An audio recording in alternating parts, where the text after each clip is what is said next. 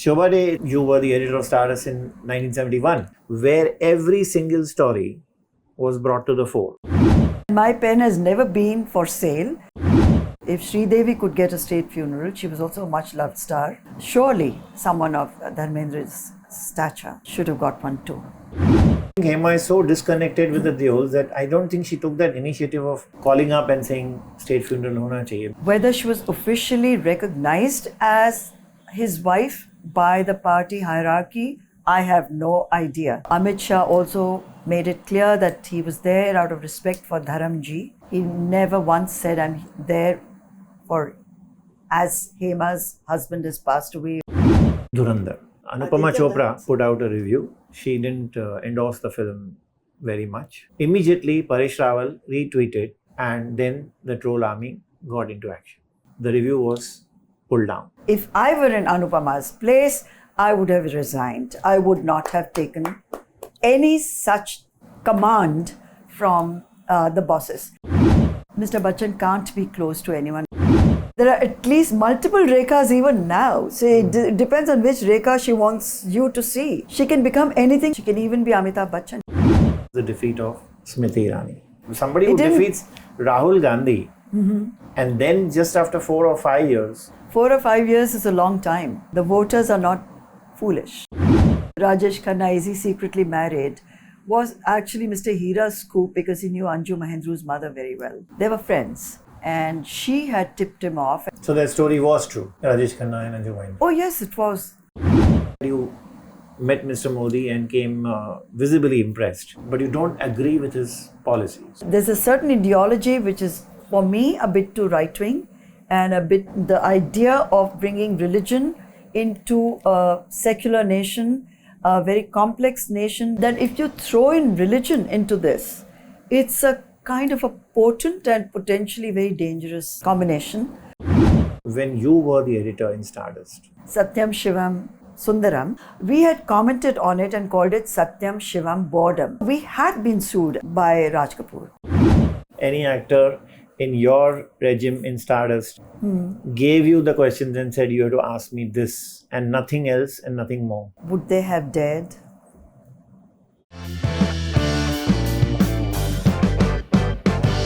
Shobha Day, it's an honor sitting opposite you for the Vickey Lalwani show. Well, we go back a long way, don't we? I've known you as a byline and now we are meeting for your podcast. So it's going to be fun. Thank you. Shobha, I would like to start straight away by asking you some of the current happenings in Bollywood. Let's take the first elephant in the room, which happened related to Dhurandhar, a movie which you categorically went on to say that you liked. What happened is, to repeat for the viewers, is that Anupama Chopra yes, put out a review. She didn't endorse the film very much. Immediately, Paresh Rawal retweeted and then the troll army got into action. The review was pulled down. How do you see this? Because you are the first editor of Stardust, the one who started it all, where every single story was brought to the fore. Different environment, different era, different ethics, different conscience levels, different motivation for doing what we were doing, and so be it. In Anupama Chopra's case, I don't know whether she pulled it down herself or was compelled to pull it down. Regardless, the film speaks for itself. Every single filmmaker in the world, especially those who are dealing with sensitive content, who are dealing with contemporary history, come with a political ideology. We accept films out of Bollywood the same way as we should actually accept them, the same way as we accept films out of Hollywood, which have strong political content. All the films about Vietnam that we consumed, which had an ideology, which you know very clearly that the filmmaker is either pro-Democrats, Republican, whose point of view is being projected, a personal point of view, a Jewish point of view when it came to the Holocaust films. So whether it's Aditya Dhar, I don't really care who he represents and which party is briefing him to make films which are what are termed hyper nationalistic is not my concern. I'm watching the movie as a viewer. Did I enjoy it? Did I like it? Did I relate to it? Did I find it technically superior? Did I find it compelling? Yes, I did. Was he dealing with sensitive issues which people of my generation have certainly lived through, have a point of view about? Yes. Were we not there when Kandahar happened? Yes, we were. Did we know enough about our own political history? Does the younger generation know enough about our contemporary history in India? I don't think so. So it's a kind of an eye-opener because unlike the other films, which are the spy universe films, which are more fantasy, they have nothing to do with our reality. It just so happens that they call the person a counterintelligence agent, like a Shah Rukh Khan, who then falls in love or has some sort of a relationship with a Pakistani counterintelligence agent. These things don't work like that. These are films which have nothing to do with how ground realities of intelligence work. So I am far more comfortable with Dhurandhar than I am with the other films from the spy universe, which are very entertaining, but for me, they're like popcorn versions of the spy universe. Same level as Tom Cruise. It's about cars blowing up and heroics and dancing and music in exotic locations. Very little to do with reflecting our histories, Pakistan's or India's. You said different times. Yes. And I will repeat my question here because I don't think I got the full answer. My question rather was, to be blunt with you, that if somebody does not like the film, yeah, he is meted out very harsh treatment, not just the troll army. He's like castigated beyond redemption to an extent. How do you see this? Because you were in the main seat of Stardust. You were the editor, barely 23, but leading a magazine which began entertainment journalism. It was a breakthrough magazine in many senses. It broke the mold. It humanized the stars. It brought them a little down from the pedestals, that they're not all gods and demigods, that they're like you and me, except that they're in a very glamorous profession. That apart, we didn't do film reviews in quite the same way. There were other publications that were doing film reviews, and I'm sure they were dealing with the same kind of pressures, but in maybe a camouflage differently, not so directly. But of course, there were commercial interests involved even then. A bad review would automatically mean that a publication like Screen, for example, the producers would definitely take objection to a bad review and say they're going to pull out their advertising for the next film or even the film that had been reviewed badly. It's not that PR journalism didn't exist then or that there weren't critics who were putting themselves out back then also.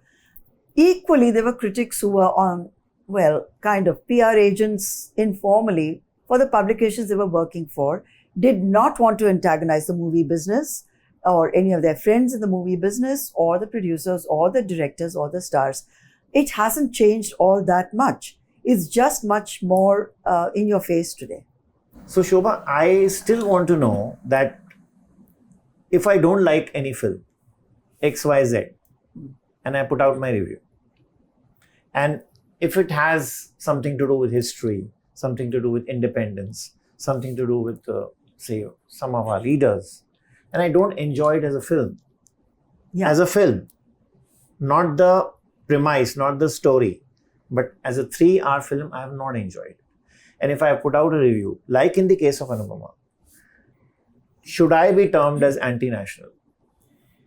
The absurdity of the charge itself is nonsensical. I've seen a lot of reels which are calling her and her husband Pakistani agents and so on.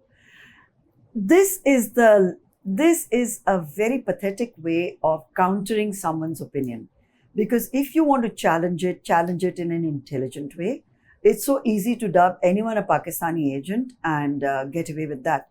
She has every right not to like the film and say so. That's her job.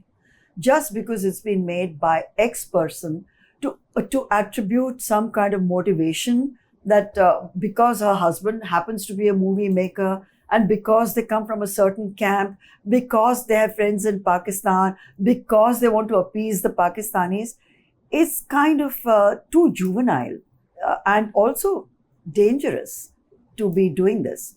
But it's happening. It's not happening just to Anupama, it's happening across the board. Now, do you want to put yourself out there and be fearless with your opinions, which is the job of a real critic?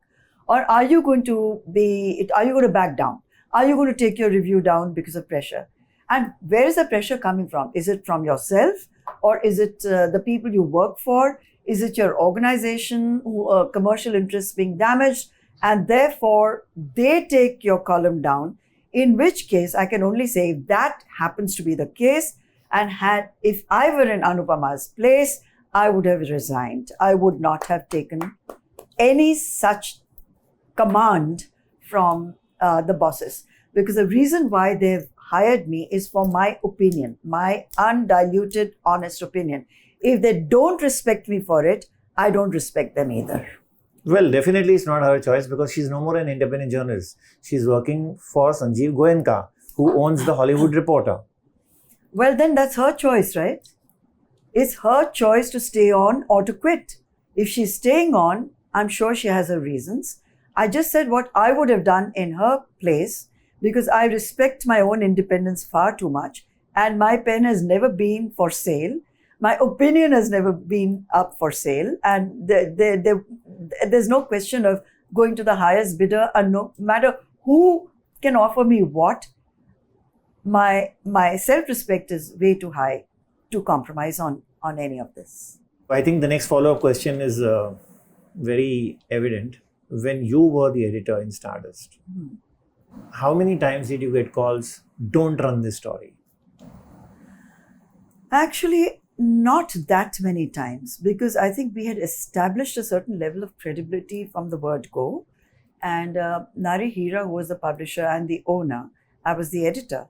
But very few people approached me directly, because I didn't interact with the film industry directly.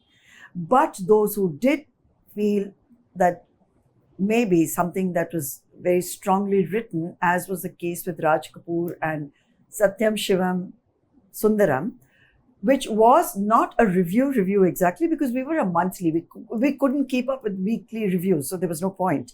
But if it's such a big film coming from such a big studio and such a big director, we had commented on it and called it Satyam Shivam Boredom, because the person who had written the review had found the film utterly boring and pointless and way too long. So we had been sued at that time by Raj Kapoor, and we had fought it out in the courts, and eventually it was, it all fizzled out. But yes, there were times when stars did get very offended, and yes, we have faced our share of lawsuits or people coming and protesting to Mr. Hira directly. But I didn't really encounter any of it, because I was pretty insulated. I didn't meet the film industry people at all. I did not attend their parties. I did not go to premieres. I did not go to film shootings. I did not go for location shoots. It was always a very competent and very good staff that and our reporters who were superb. It was teamwork. So in that sense, we lived compatibly. They left me alone. I left them alone. Any story which you published and then came a storm? Oh, several such. The very first issue, which was a kind of scoop. Rajesh Khanna, is he secretly married? Was actually Mr. Hira's scoop, because he knew Anju Mahendru's mother very well. They were friends. And she had tipped him off, and we thought it would make an excellent first cover story and would attract a lot of attention, because Rajesh Khanna we had called him the phenomenon, and I have never seen that kind of fandom for anyone before or since. Not even all the Khans put together can match what the kind of passion and hysteria that Rajesh Khanna in his prime generated. So yes, there was a lot of backlash to that, and several other stories. So that story was true? Rajesh Khanna and Anju Mahendru? Oh yes, it was. I would imagine that it was 100% true, because they really couldn't counter it enough, and I think it kind of was the trigger for him to go and marry Dimple very soon after the story broke, if I remember correctly. Let me take you to something which is connected to your books in a certain way. I was seeing a recent episode of Too Much, which Kajol and Twinkle do together. Yeah. I saw Twinkle saying that when it comes to having an affair or infidelity, raat gayi baat gayi. Your books also, sort of it's not they promote infidelity, but they precisely say that a woman should not curb her desires. Quite different from infidelity. Yes. But somewhere you can loosely connect the two. No, sorry. Okay. No. At no point in any of my books have I endorsed it or said that it's fine. And if you read my latest book, The Sensual Self, there is a very strong position that I've always taken about this, that commitment is commitment. If you're single, then you make your own rules. But marriage is sacrosanct, and that I've always maintained that even in my books. So if Twinkle chose to make that comment, she and Kajol are known to be outspoken and also extremely intelligent, and maybe it was said for effect and she got trolled for it. I think you need to ask her why she made that comment, but it did get a lot of attention. And in any case, I think the show was a flop, if I'm not wrong. I haven't watched a single episode. I watched bits and pieces of it. I thought both of them were actually, they were not appealing to me, even as a combo. I expected much more, given that they're both extremely articulate and intelligent people, but their constant non-stop cackling and their in-jokes, which didn't quite land, didn't appeal to me. But would you say that a star who has some responsibility towards the society, as the saying goes, should be careful in saying certain statements? Does this normalize infidelity? Has Mrs. Akshay Kumar normalized infidelity? I think that's too big a statement, and you're giving her far too much importance by saying that one careless comment of hers on her own show can lead to normalizing infidelity. It has certainly started and generated many conversations around it. And I'm sure she's aware of that as well. And maybe that was the whole point of starting these conversations around fidelity, infidelity, because we are living in times where a lot of relationships are very fluid. The rules within marriage are also very fluid. And in any case, the movie business is like a solar system in itself. They have their own rules. They've always had their own rules. It's just that people don't choose to talk about them quite as openly and as brazenly. So if you want to read between the lines of what she said, you're welcome to do that. One person, I think, whom you obviously know very closely because you're a close friend of Mr. Bachchan, is his wife, Jaya Bachchan. She almost every week or every fortnight is in the news again, in the reels, in the videos, getting angry at paparazzi, saying a lot of things. They are not dressed well, they are this, they are that, shooing them away. How do you take this kind of, what's your take on this kind of Jaya? Because this is not the Jaya we know, at least in movies. Well, one clarification. I'm not a close friend of the Bachchan family. I respect Mr. Bachchan as a professional and as an actor. Mr. Bachchan can't be close to anyone as far as I can see and have known him. Rather, my husband has known him even longer than I have, over 50 years.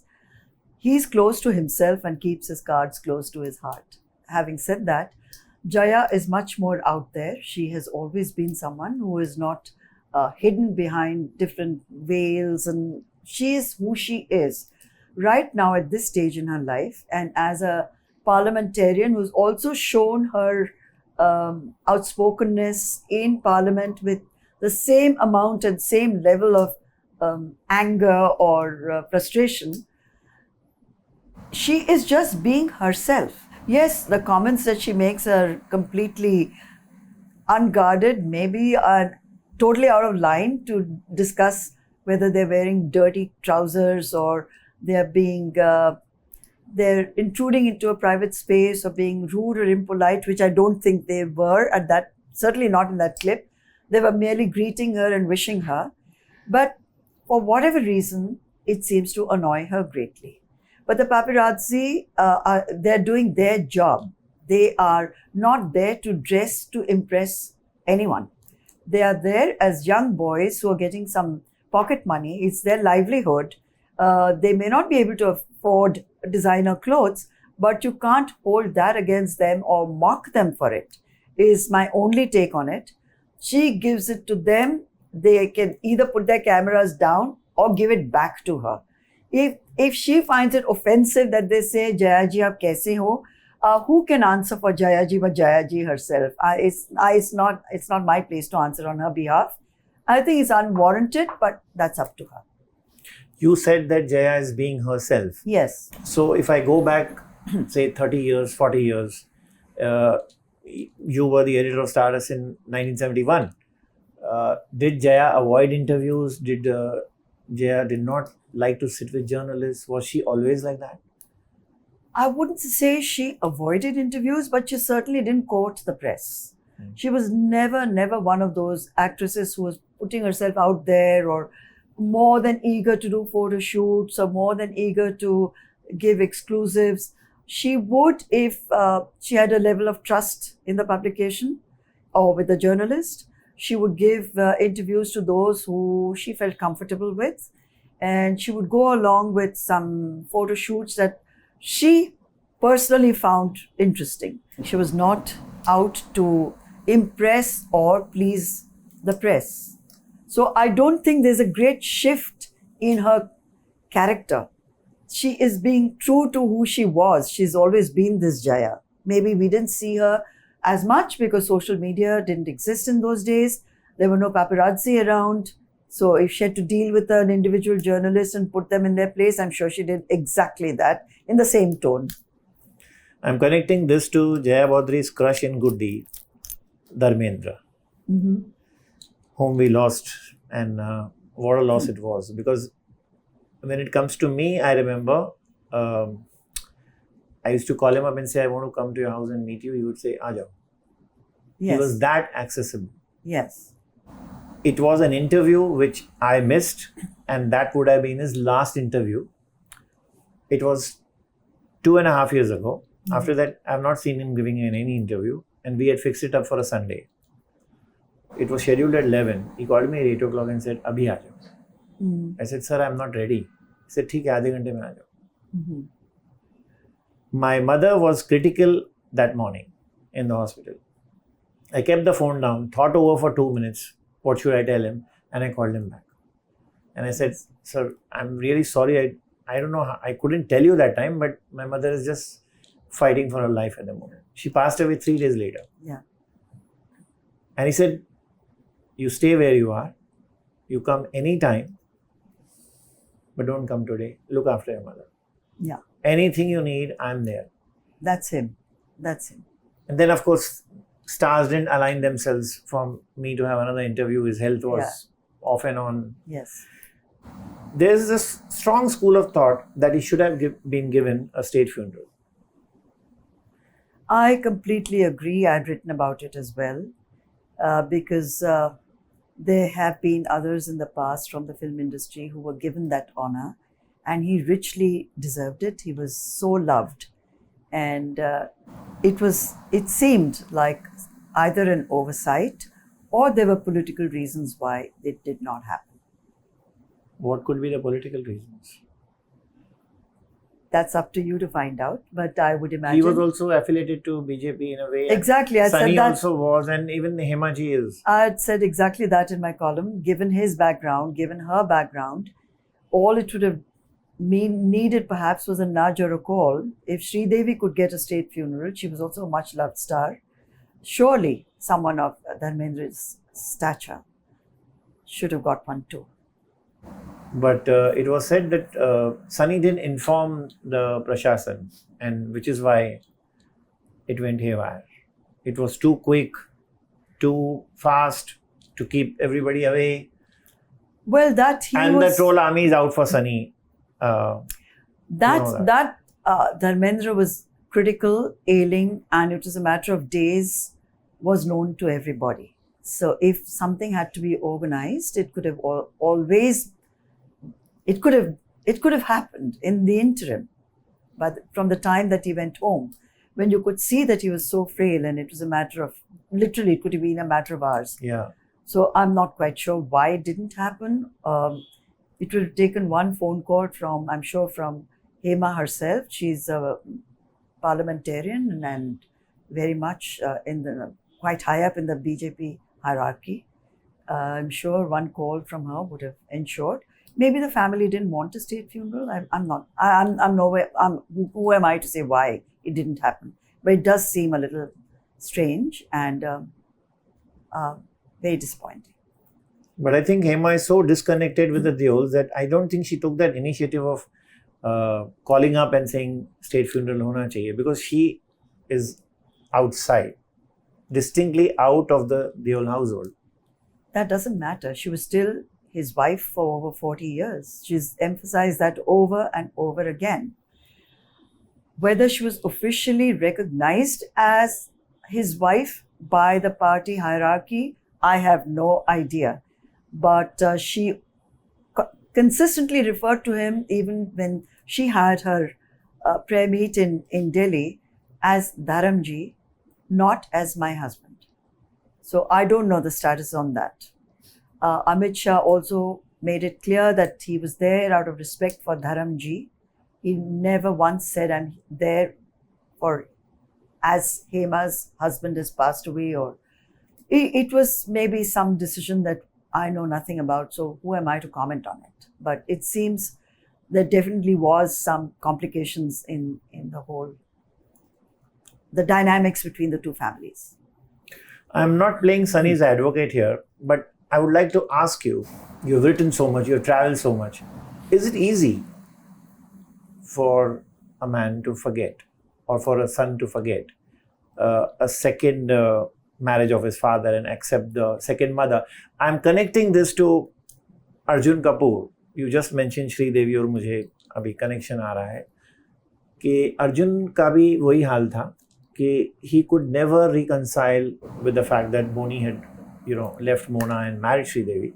He never kept any relations with Janvi. He never kept any relation with Kushi. It was all after Sri Devi passed away that Arjun began to, intermingle with the two sisters. Well, there's a big difference, right? Because Mona passed away. In this case, there were two parallel families. And two parallel families over 4 decades. And in death, one normally puts things aside. One respects the sentiments of the parallel family. One respects the fact that Dharamji has always acknowledged them as his own. His daughters in particular, and certainly Hema. So to deny access, if it was denied, I think maybe some more grace should have been shown, and you rise above your own, whatever it may be, to respect the person who's gone, whose emotions should be considered as well. It's not as if Dharamji had walked away from either families. He was as important in Hema's life as he was in the family in Deol's lives. So I would say a person who thinks about the person who's gone and respects those emotions, those sentiments, rises above his own personal feelings and shows to the world that that he or she or the family is bigger than whatever may have happened between two adult people who chose to be with one another and who loved one another, and there were 2 children from that marriage.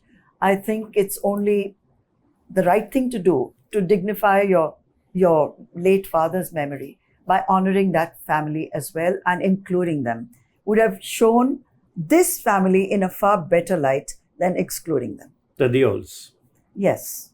There are a lot of questions which have been unanswered there, and I think you put it across rather well. There is one other aspect of Bollywood which left us with no answers in 2025. And that was what happened at Saif Ali Khan's house. it was something which nobody knows till date. It kya hua tha? Some people said Kareena was there. Some people said Kareena came late. She was at a party. Some people questioned why Kareena didn't go to the hospital early.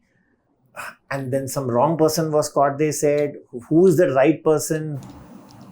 What was happening? Any idea you have? I have no idea whatsoever. If you are close to that I am family. not close to that family. I'm not close to any film family. I can only read reports as you have read the reports and the speculations around what happened. I agree with you. It's mysterious and there are no answers that are convincing enough even to this date. Who knows what happened? And probably even the police may not have a very clear picture of exactly what happened that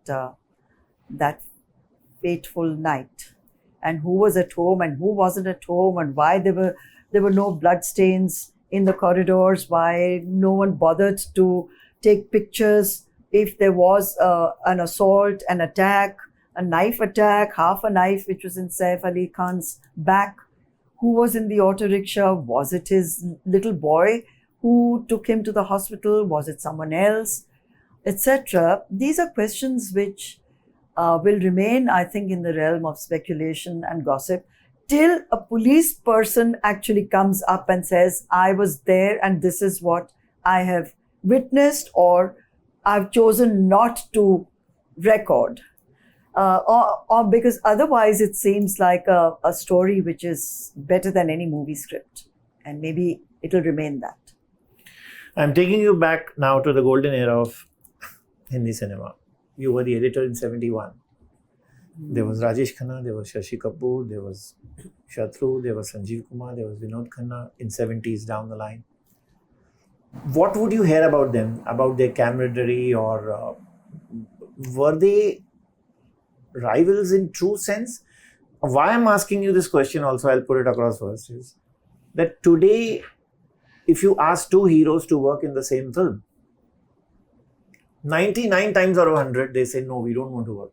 Even though for paps and all, they may be hugging each other, kissing each other. They don't want to work together. No two heroes want to work together. Like those days, we had multi-starrers, you know that. Yeah. 3 heroes, 4 heroes.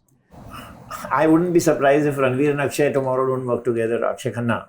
Mm-hmm. After this whole Dhurandhar, both of them having got so much of credit and Akshay Khanna more, you know, when I think Dhurandhar started, Akshay was far lower, and not as an actor essentially, but in terms of stardom. Hasn't he walked out of a film because of yes. those very reasons? Yeah. It's a different ecosystem. I mean, he's walked out of Drishyam 3. Exactly, and I think the director has put it very bluntly when he says that let him do a solo film and let's see what happens to that if someone gives him that opportunity. Do you agree? I agree with that. Yeah. He won't be able to hold a solo film. Well, he has the talent, but it's a very different, depends on the subject, of course. But for an audience to accept a character actor, and he's superb in what he does, as the lead, well, it'll take a really incredible script and financiers who want to back such a script for him to carry a solo actor film on his shoulders. That he's very talented, there's no doubt. But it's like saying, can Jaideep carry a film on his own as a hero? It's almost the same kind of analogy. So, like I said, the environment is so different. You're talking about multi-starrers. Well, multi-starrers today won't have the same maybe they'll have the same impact. I don't know. But like you said, they don't want to work with each other because I don't really even know who makes the decisions anymore. Is it the management of the stars? The talent is managed, as they say, by a whole battery of people who may or may not know anything about movie making, but they know enough about money making. Are they the advisors? Do the bound scripts go to them? In the old days, they weren't even scripts. They were only narrations, and people signed on because they believed in the producer, the director, the role.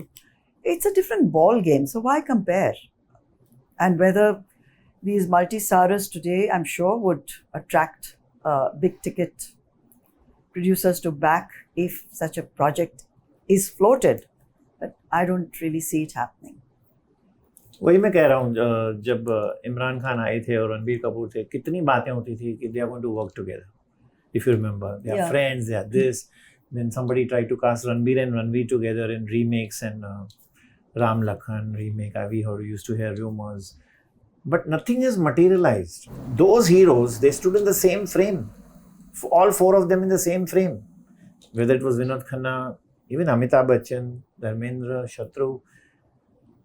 But the scripts were different too. The scripts were written specifically keeping the personalities of the men involved. And they found the scripts maybe challenging enough or commercially attractive enough to sign up. Where are these kind of scripts today? It's either there are a whole lot of the franchises which are flopping, or there are the one superhero kind of movies which are doing well. I would love to see, for example, who I really like very much, and I've said it many times, is Karthik Aaryan, who I think has enormous potential. And the other person who I admire a lot, though I've yet to watch the film, but I like the trailer and I think the boy has a lot of potential, is Agastya Nanda. I saw the clips of Ikkis. Ikkis. He has a strong screen presence. He made the wrong choice with his that dud of a film called Archies or something, which he himself has called a dud, and he was. I like the fact that he said forget that film and write it off, because it takes guts even to kind of accept and diss your own film and coming from a certain production house. So hats off to him for saying that. There are a lot of young kids with enormous potential like Ishan Khattar. To see these young men, I would imagine they have confidence enough to star with one another or with slightly senior stars and be seen in what we called multi-starrers back then. Maybe those projects just aren't being written. Let's cut across to politics. Mm-hmm. I was seeing your interview with Barkha, Uh-huh. and I saw you saying that you met Mr. Modi and came visibly impressed after the meeting. He has a great memory, but you don't agree with his policies. Yes. Could you elaborate on that? There's a huge difference between acknowledging that someone is charismatic. A lot of people are phenomenally charismatic. No one can take that away from Mr. Modi. He is because that charisma is so overwhelming that world leaders have acknowledged what it's like when he's in the same room, the kind of energy he brings, the kind of intelligence he brings, the kind of memory that he has. But I am not a supporter of a lot of his policies. And that's my right in a democracy as a citizen who has a certain point of view, which is not aligned to any political party. I'm not just talking about Mr. Modi. It's not that in India we reduce it to such kind of simplistic arguments. If you're not for Mr. Modi, it means you're for Rahul Gandhi. It does not mean that. I am for the progress of this country, whoever delivers. I'm not saying that Mr. Modi does not deliver. I'm just saying there are there's a certain ideology which is, for me, a bit too right-wing, and a bit the idea of bringing religion into a secular nation, a very complex nation where we are dealing with language issues, we're dealing with caste, we're dealing with our histories are so very, what shall I say? They're so layered that if you throw in religion into this, it's a kind of a potent and potentially very dangerous combination to not bring the nation together, but to increase divisiveness. I'm sure that there is a great big plan in place, I'm sure. But at the moment, that plan is not appealing to me as a person who believes in a country which values what's written in the Constitution. And our Constitution has emphasized over and over again that all religions are the same, we have the same rights, and that we will remain a secular nation. Now, if you choose to remove that word secular, if you choose to rewrite history so that the next generation doesn't even know what secular means or who our founding fathers were, because their names are erased, if we choose to restructure our own history and to eliminate people who don't fit into the current grid. I'm sorry, I can't endorse it. I can't say it's great. That does not mean that Mr. Modi is not a charismatic leader. Charisma is a quality. It's like saying there's stars who the charisma just radiates from the screen. Doesn't mean that you to adore whatever the star stands for. Charisma is a kind of appeal that some people, it's like lycra. You either have it or you don't. Pop stars have it. That's why they become who they are. You see a concert of Jennifer Lopez. I don't have to agree with her life, but I can't say, oh, she doesn't have charisma, because she does. She is magic on screen. Or a Taylor Swift, I know nothing about her life. I don't need to. But can I say she doesn't have charisma? No. You said there could be a bigger plan ahead. I don't know that plan. Can you speculate any plan? I absolutely will not. Have not. you put your head on the pillow and thought over it? Ki ye kyun ho raha hai? I absolutely don't know. There's clearly a vision for India. Otherwise, and also we must remind ourselves that he's been democratically elected, not once, not twice, but thrice. And at the end of the day, it's the voice of the people that matters, not what one woman sitting across you in a chair, whose opinion should not matter at all, is saying for a podcast. So if this is what the nation wants, if this is the direction in which a majority of Indians want India to go, so be it. Who am I? I'm nothing.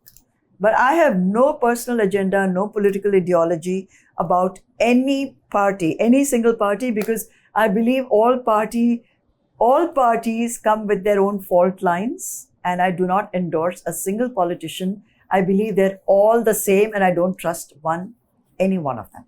Any one of them. A certain result in the last election shocked me, and that was the defeat of Smriti Irani. Did you expect that? Frankly, I haven't thought about it, but she's back where she belongs and doing very well on television once again. But whoever loses an election, that's part of the whole, that's the process. Either the person is seen to have delivered and she had some very important portfolios and a lot of responsibility. If her constituency felt that she had not delivered, then they voted her out, which is what a democratic process is really. That's really what democracy means. Beyond that, I don't know. If Hema Malini has wooed and successfully retained her seat in Mathura, where no one expected her to get that kind of popular support, hats off to her. Any idea if Smriti is in the party today or not?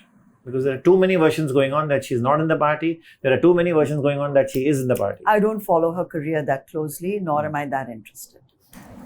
But I'm a little surprised you saying that it didn't surprise you, or you're just saying that अच्छा उन्होंने काम नहीं किया होगा, maybe वहाँ इतना अच्छा जो. But you're trying to imply there's more to it. Then maybe you should talk about it, because honestly, I have not invested enough time thinking about it. It is very shocking that somebody who defeats Rahul Gandhi, and then just after 4 or 5 years. 4 or 5 years is a long time. People watch, people judge. The voters are not foolish. We can't ever underestimate the intelligence of the voter. So if they don't want a certain candidate, no matter who that candidate is, remember Indira Gandhi also lost an election at a time when she was considered almost untouchable. So that's democracy at work, and I'm so proud of every Indian who votes, because that power is still with the citizen. Shobha, tell me, why did you move on from Stardust? Why did I move on? Because I don't like stagnation, and I was never that interested in the movie business to start with. I enjoyed the job as long as I did it. It was a job. I enjoyed putting a magazine together that was a game changer, that changed the whole language of how media, the headlines that media created, and the Hindi and English mix, along with many other languages, the street speak that I introduced. I enjoyed all of it, but it was time to move on. And in life, it's very important to know when to move on. You don't just hang on to something because you've done it successfully, so you continue to hang on to something that no longer offers a challenge. How did Mr. Nari Hira react Oh, he was a darling. He was. when you told him We were. enough of Stardust for me? Oh no, we were. I started Society for him as well. Yeah. And there was always Savvy. No, we remained friends till his last breath. And he'll always be a mentor and someone I loved deeply and respected deeply. He put you on the cover of Savvy and Society. Several times. Not once, yeah. But we had that kind of mutual respect. Generally, अगर कोई छोड़ के जाता है कोई भी job, हाँ, उसके बाद मुझे नहीं लगता है कि you get this kind of recognition and respect. But had I, after leaving him, done nothing else with my life, I doubt that he would have put me on the covers of his magazines. Clearly, I went on to do many other things which were worth talking which about. are worth, yeah, which maybe he acknowledged and was big enough to acknowledge that I had moved on, but I had moved on and done much more also with my life. You were in touch with Mr. Nari Hira till the last days of his life? Yes, very much. I was at his funeral as well. And how is the Stardust office looking now? Any idea? Have you been there? I don't think there is an office anymore. I don't think there's a physical office, or there has been for a long time. So I have no idea. A big legacy you left behind, which I don't think they could sustain it. No, it's a pity because from what I understand, there's no archival material left either. And for years I was telling Mr. Hira that, have you digitalized content? Because he was sitting on a platinum mine, not just a gold mine. I mean, the kind of stories, the kind of photographs, the kind of exclusive shoots, the kind of everything, the coverage. It's a chronicle of Bollywood at a very interesting period. 53 years of Bollywood.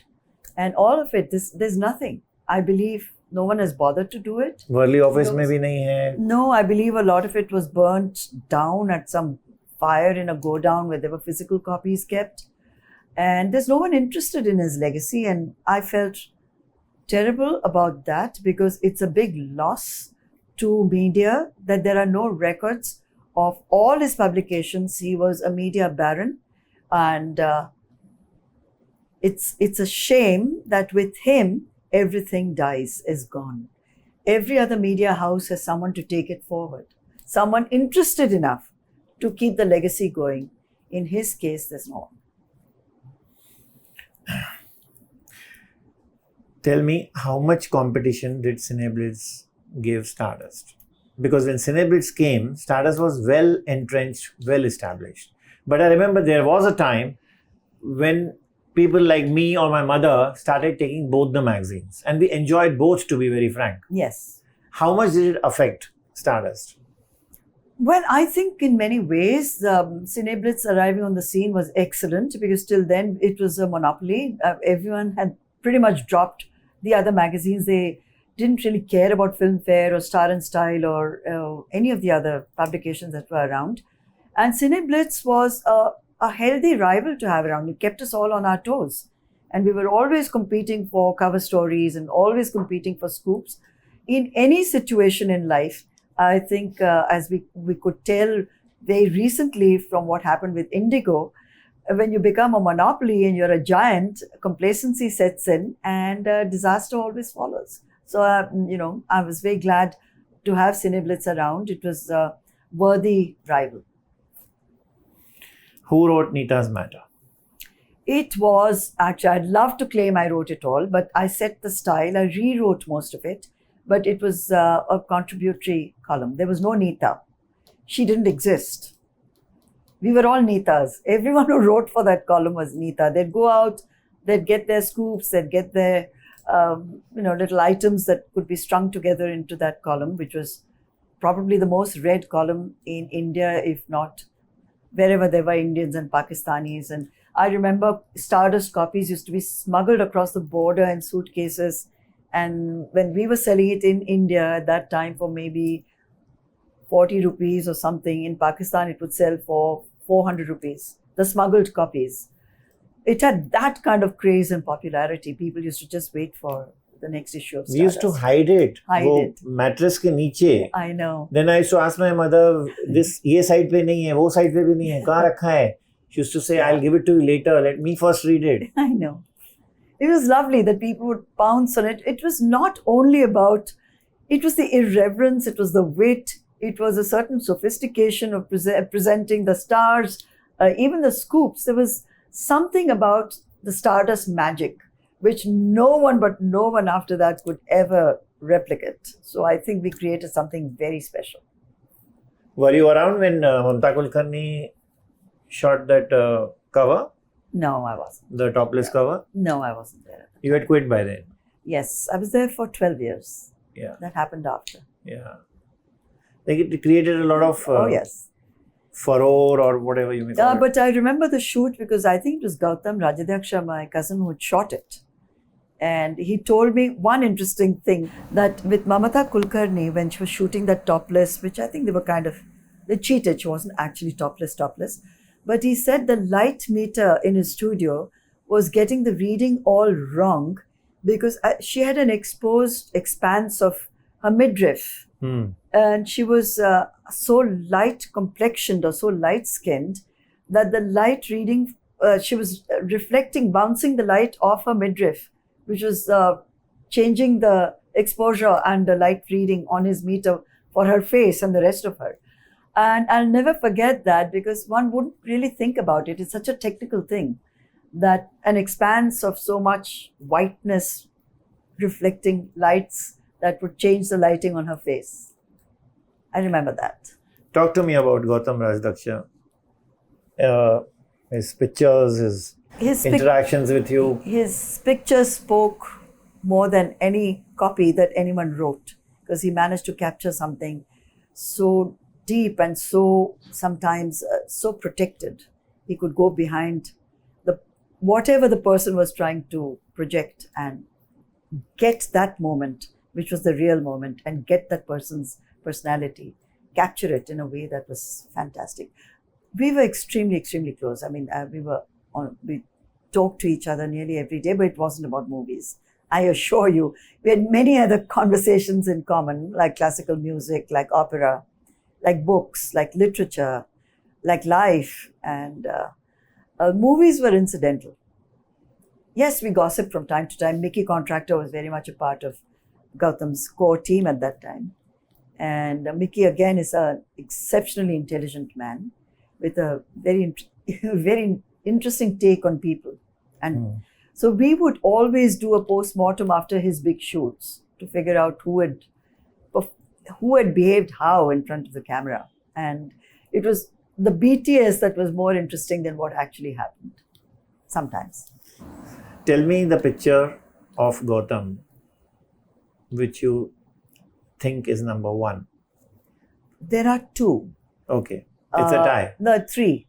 Actually, there are three. A photo finish. A photo finish. There is Rajesh Khanna and Amitabh Bachchan in one frame, both in semi-profile. There is Sachin Tendulkar throwing up a cricket ball, which is mid-air, which looks like he's actually throwing up the universe, the globe, because that's who Sachin was at that point. He was master of the universe, and he had captured that moment. And the other one was, I think, no one else has captured all the Mangeshkar sisters in one frame. Wow. That picture was Gautam's, I think it was one of those historic moments. He was very close to the Mangeshkar family, but they all agreed to come and shoot together. But again, who is there to look after Gautam's archives? No one. Who is there? Who digitalized his work? So many photographers, some of the top photographers of that time, came to me thinking I would be the logical person who would have access to his negatives, but I didn't. And no one knows what happened to them. And the person who was, in fact, his nephew, who was the person who was the nominated heir in his early will, was not interested. The family was not interested. And in his legacy or in preserving it, even if they didn't have to do a thing about it, the photographers of India, I'm not just talking about Bombay photographers, I'm not talking about film photographers, I'm talking about people like Farooq Chotia and others who were his close friends, wanted to preserve at their cost. They were happy to contribute as I was to make sure that his work, his negatives, and whatever little had been digitalized was preserved for the next generations to see what great portraiture actually means, how you can capture someone's personality the way only Gautam could. But didn't happen. You didn't intervene and speak I to the did try. nephew? I tried very hard. I was told we are not interested. So how did he have all the? मतलब उसने लिखा था कि ये मेरा legal है It was an old will, but that was the only signed will. कि वही decide करेंगे. पुराना will जो था. हाँ कि वही decide करेंगे. He'd left it to his nephew and two nieces. Correct. But it was the valid will. तो वही डिसाइड करेंगे मतलब वो अगर गावा फेंक दें तो फेंक दें, गावा दें तो गावा दें, ऐसे. ऐसे ही. This is ridiculous. But it's happened. It happened. There's no trace of anything. Mangesh, who was his assistant, who's still very in touch with me, close to me. Mangesh was someone who worked very closely with Gautam. It broke his heart. Then there was Parvez, who was his assistant. It broke Parvez's heart to see those negatives and the cameras, which were all freezing because if you don't use those cameras, he just got a whole lot of new lenses, new cameras. And they said, if these are, we are willing to buy them, but why let them just rot? But there was no response from his cousins. They didn't want to do anything about it. I don't think they even showed up. This nephew was a cousin's son. Yes. Yes, a cousin's son. They didn't. I don't think they even came for the first year. There was a function, to commemorate in his memory where Asha Bhosle, who he was very close to, she was there. Madhuri, Kajol, all the people who Gautam had in so many ways created. But the family didn't come. No one was there to represent him. What happened to Mr. Gautam in his last days? No, he just, one fine day when Mangesh, the same person I'm was talking he to, ailing? No. Nothing. No, he must have had a stroke while just, it normally happens when you have that kind of a stroke, which kills you, is when you abruptly wake up and get out of bed, maybe to go to the restroom. Or somebody wakes you up. No, I don't think it's someone trying to wake him up. No, I mean to say you wake up abruptly to any reason. No, if you wake up, abruptly get out of bed without pausing after a certain age, it can lead to that, is what I believe happened. Because Mangesh went to give him his tea as he normally did and found him dead on the carpet. So at what time he died, etc., because Mangesh called me immediately, I was there within an hour, but he was gone. And there was no history of any BP, any heart ailment, nothing? Not really. Not that I know of. No. It was a huge loss, huge personal loss, as well as a huge loss to the film industry, to the world of photography. You have some of the photographs? I do. At least some? Not the movie star pictures. Yeah. He had shot me extensively. He shot my kids extensively. Wow. There are family portraits shot by him, which are very precious to us. I have those, but not the negatives. I have the prints. Who were the other photographers, Shobhaji, in those times or even now that you really admire? Well, the pioneers were Jitendra Arya, a brilliant photographer with the Times of India. There was him in a league of his own. The others have nothing to do with the movie business. There's Raghu Rai and people who are not connected to the movie business or are not connected to fashion. A lot of young, like Rohan Shesta, his work. I see their work in fashion magazines and I'm full of admiration. They're doing an absolutely fabulous job. Let me take you back to the old memory lane. Talk to us about Dev Anand. I'm sure you met him many, many times. Not many, many times. As I said, I didn't meet the movie stars. Because the spirit that I see in you, I have met him quite a few times. I saw in him, this zest for life, that power of accommodation.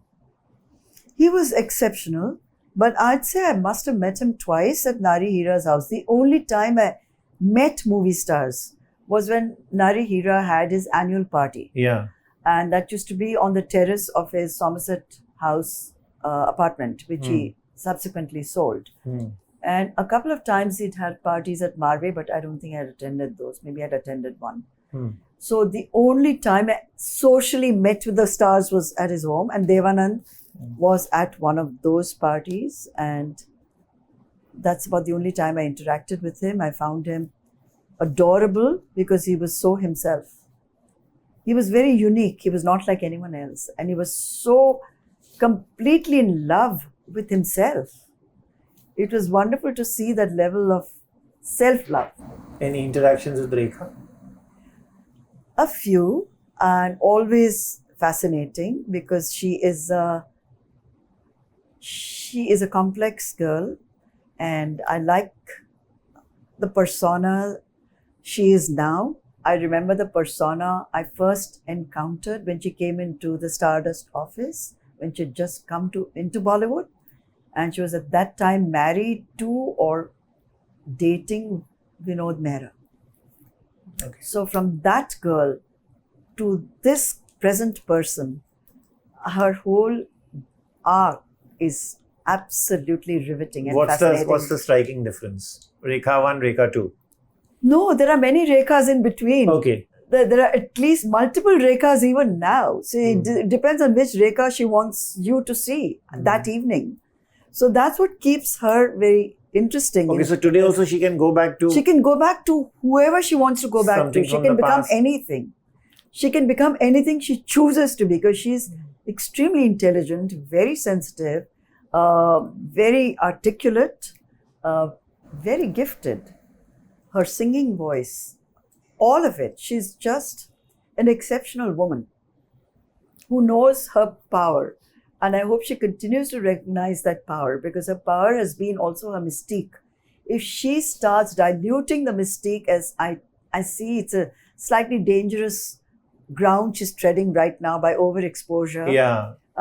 Once the mystique is gone... I quite agree with you there. Yeah, and if that goes, then there's not much else to fall back on. Yeah. It's not like there's a body of work in the last 10, 15 years that you can say, oh my God, it doesn't matter because I have this. There is only the mystique. And if that goes, then there is nothing. Then you are somebody like from the current generation who's always there on the social media. There's nothing beyond that. There's nothing. So when she was playing Garbo or even when she was being Suchitra Sen, there was a lot more interest in her because no one knew what she was doing, where she's going, where she might appear next, what she's going to be wearing. Now I fear there's a sort of overexposure, but she's never boring. So I enjoy every time I see a reel of hers. I like to see what she's going to do for the benefit of the Paps because unlike Jaya, she courts the Paps, and that contrast in itself is for me very interesting. Yeah, it has become a little repetitive. What you're saying is the same black goggles, I would say, the same... No, green ones now. Yeah, green. And, the same kind of gestures. Intermingling with people is fine, but if you do it so frequently... It loses its even always, Filmfare calling her for the last award, it's become very repetitive. No, but that's her request to all her organizers, that I have to be the last person. And she's rehearsed her speech and she knows exactly what she's going to say, when she will pause, who she will bless, who she will kiss, who she will hug. It's all kind of, every bit of her is a construct. So I love that about her because she works really hard on creating that persona. It takes a lot of work to be Rekha. I think it's really admirable. So this is the hallmark of a good actress, a very good actress, because if you say she can go back and be the old self. She can be anyone she wants. She can even be Amitabh Bachchan if she wants. Even switch gender if she wants. She's that talented. You think she copied her voice? No, everybody used to say she tries to speak like Amitabh Bachchan. All that I don't know. It doesn't matter to me. I just like to observe her, and because she's so unpredictable, but now she's become a bit too predictable. And in the past, I would love to see which Rekha is going to turn up today on camera. Are you in touch with the reclusive Rakhi? I'm not in touch with any movie star. Nobody? No, not at all. I'm like you. No, you are in touch with them. Sorry, I'm like an observer, an outsider, a voyeur, if you like. Some of them interest me, some of them don't interest me. But I like to see how the scene keeps evolving and changing, because I believe Bollywood is one of the most powerful aspects of popular culture. They tell us a lot about ourselves. We tend to underestimate Bollywood. It's not just entertainment.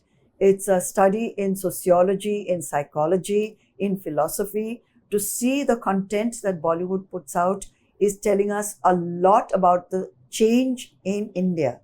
And we tend not to give that level of importance. It is our biggest soft power, the most potent export, which we have not exploited sufficiently. So I respect Bollywood and all that it represents. I will never look down on them as an industry, because even without knowing it, they exert more influence on more people than almost anything else in India, from not just right now, but from the time Bollywood existed. Two people in Bollywood you have tweeted about, and there have been at times controversies, mainly Deepika Padukone, where you said sexiest woman on earth. Oh no, come on. When she came into the movies. Jawline is like this, eyes are bulging, etc., etc. In her first film, where I was very unimpressed, but it's a very different story. I think it's very important for people who are social commentators or chronicle times, as I do. You started with a certain first impression. You are entitled to change that, because just as that person is changing and evolving, so are you. If that person has evolved to the extent that Deepika did, when I saw her in Cocktail, for example, and subsequently in that Ram Leela, and as in Bajirao Mastan, I could see a remarkable change, remarkable working on herself. And I was happy to take my words back. It's valid what I said then. And it's equally valid what I said about her later. And she is one of our great global ambassadors where fashion is concerned. So well said that if she has evolved, then the other person has also evolved, because he has also at that time the same number of years. Exactly. That's so well said. Thank you. I completely endorse on that, because you can't be stuck on one opinion because I said it then, so I got to stick by it for the rest of my life. To be very honest, when I saw Om Shanti Om, I thought she was gawky. Very gawky. Yeah. And also it was a lousy film. It really was a lousy film with a lousy script. I think there was only one scene in it, if I've got the film right. It could be, I'm totally wrong, where Shah Rukh Khan is hosed down. The first time that a male actor is kind of objectified and watered down. So it's an item song where there's powerful jets of water on Shah Rukh, who's wearing a transparent shirt. The position of women in Hindi movies. Yeah. You use the word objectifying. You think today are they being objectified? Why I'm asking you this is again, let me explain it to you. That there was a time not too long ago when movies started focusing on female characters. Like I remember there was a Kangana, there was a Taapsee Pannu, and both don't seem to be around. I mean, I would include even Taapsee. Taapsee was there in so many films in between, and I don't see her much now. Do you think there's again been a radical shift towards the male character and objectification on the female? I don't think, as long as the movie business runs on commercials which are directly attached to the star, the male star, and he gets in the budgets. There's no single female star either in Hollywood or in Bollywood who can get those kind of budgets by just saying, I'm in the movie. Not even a Priyanka Chopra. She may be the highest paid female star, but she cannot sell a film by herself on her own. Neither can any of the other girls. As far as the objectification is concerned, the big difference is today a lot of very intelligent, very talented actresses like a Tamanna, for example, or a Rashmika, willingly objectify themselves, and they know exactly what they're doing and why they're doing it. And I'm sure they have their reasons. Like probably makes great commercial sense. So I don't really see them as victims at all. I see them as empowered women who are making informed choices about how they want to be represented. And why do you think we see less of Kangana and Taapsee today? Taapsee is brilliant. Kangana is brilliant. I'm a great admirer. Kangana is maybe her politics have alienated people. Maybe she has chosen to alienate or get out of an industry that she herself is not terribly comfortable with. And she has tried making movies on her own. She has succeeded in a few, not succeeded in the others. She seems more focused right now on politics, and good luck to her. I mean, I really like her. I've always liked her. I've always championed Kangana. She's different. And she's the only one who had the guts to raise an issue which is like a huge big elephant in the room no one wants to talk about even today. Nepotism. Now, yes, and also now it's become kind of a cute thing to make fun of yourself and call yourself a nepo kid. But the fact remains that yes, nepotism is what rules in Bollywood, in other fields as well. And that she called out a lot of people. I think it takes guts to do it because I'm sure she knew what the repercussions would be. You have been offered Lok Sabha seat, you have been offered Rajya Sabha seat. Yes. And you have said no. And is there any chance in the future? No. And why is that no so emphatic? I'll tell you why. The same reason that I was offered a lot of wonderful movie roles in my time too. Rekha's role in by Shyam Benegal in that wonderful movie, Kali Yuga. Satyajit Ray offered me the role opposite Victor Banerjee in Ghare Baire. There were lots of great offers. I'm not interested. I know my limitations. I don't like the movie business. I could never be a part of it. I'm not actress material. I would have flopped spectacularly in front of the camera. It did not interest me. Similarly, I do not want to get into politics, just like I didn't like the movie business. I detest the political environment. I detest politics. I have no respect for people in politics. I think I'm far more effective where I am as an independent voice. I can say what I want to say. I can do what I want to do. I'm not doing anyone's line. So yes, I've been offered Rajya Sabha seats. I've been offered Lok Sabha tickets, but the answer still remains no. This question was on my list that you started your I would say somewhere with Zeenat Aman, that modeling assignment. A lot. We did a lot of shoots together, Zeenat and I. Yeah. In touch with her?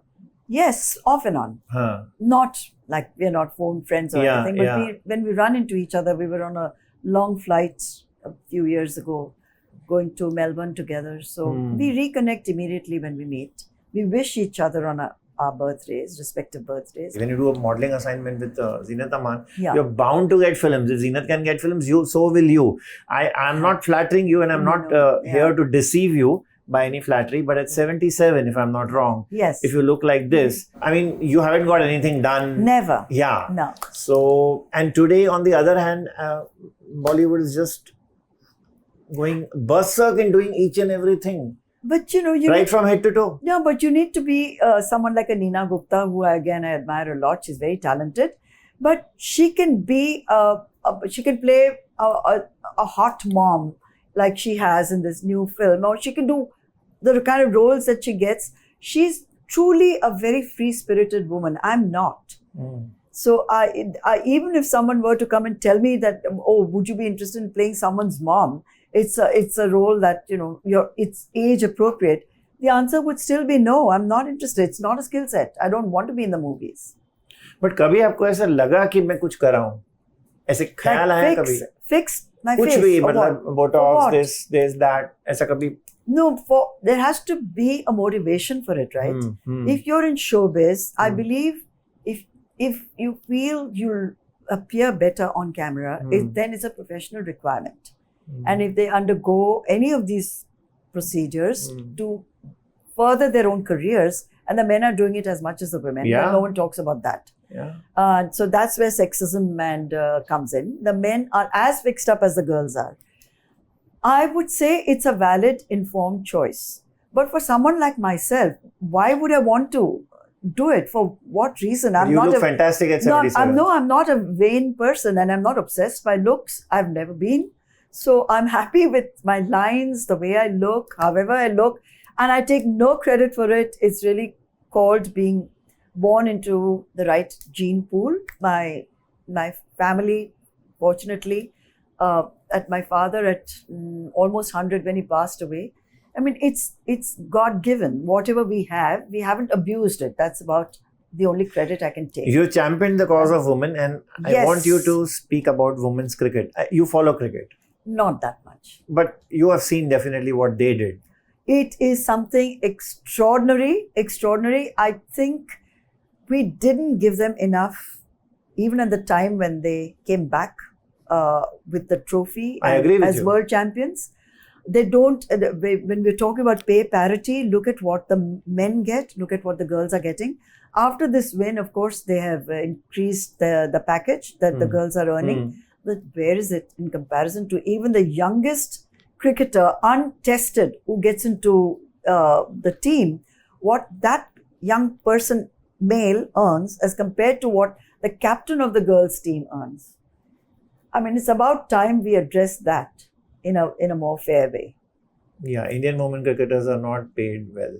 Have you met any of them? No, I haven't. I would love to. I would love to. I'm just waiting for one of the interviews at least to happen on my channel. I'm sure they'll come very, very happily on your channel, especially since you know your cricket so well.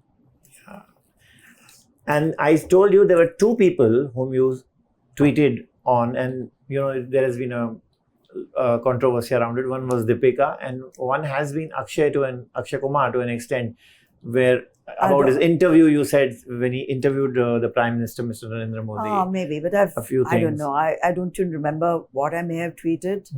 It must have been something about talking about pineapples or apples or the bananas or mangoes or how to cut a mango. And I said, what an opportunity a person gets and what you do with it. And he's a very intelligent man, Akshay. He's not stupid.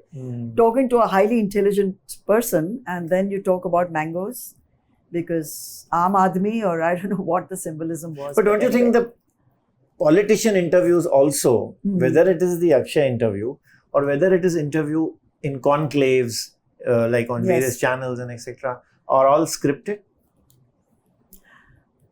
I would say 90% are scripted because it makes it easier for a very busy celebrity who's thrown into that situation, said, oh, you got to interview so and so, but they're not reporters or journalists. So they're given cue cards, or they go through a certain rehearsal before they go and actually perform on stage. But it's a performance. Any actor in your regime in Stardust gave you the questions and said, you have to ask me this and nothing else and nothing more? Would they have dared? Never happened. Never. The only time that I thought was quite funny was when Nari Hira had this brilliant idea of getting Govinda to interview me at my home for a Stardust annual. Fabulous. And Govinda came straight from the set, and I had said to Nari Hira that I'm not going to wait for anyone if he's going to turn up 5 and 6 hours late. So he was, I think, only 1 hour late, or maybe an hour and a half. And he came in police vardi and was very much in character. He came in that vardi and was saluting all the lift guys and everyone. And he'd come with a prepared questionnaire. And when we met, and he said, well, I've got a questionnaire. I said, tear it up and throw it away right now, because, what's the point? We're going to be doing something impromptu and that'll be much more fun. And you're so intelligent and you're so entertaining. Why would you ask me these very boring questions? So he did that. He threw away the questions and we just sort of ad-libbed, and it was lovely. 28 books, Shobha. How many more? How does one ever count? I don't. You're continuously writing a word. Gadi maybe. No, not Gadi maybe and all that. No, but it's a discipline that I've followed for over 4 decades. I write 1,200 words a day, regardless, and that is my discipline. And it's like a singer who does riyaz every day. They don't just start doing riyaz before a concert. It's part of their lives. Writing is a part of my life. Words, my love affair with words started very early in life. It continues with a lot of passion even now. So you still write with your pen? Yes, I do, because I think it's very important. But not my columns, not my books. Those I key in. But I make sure I write with a pen in a diary. I journal every day. That could be 500 words or 800 words, because I think there is a very strong connect between your mind and your fingers and your thought process. It's very much more focused for me. When I'm physically writing, I like to see words form on paper. I find it aesthetically exciting.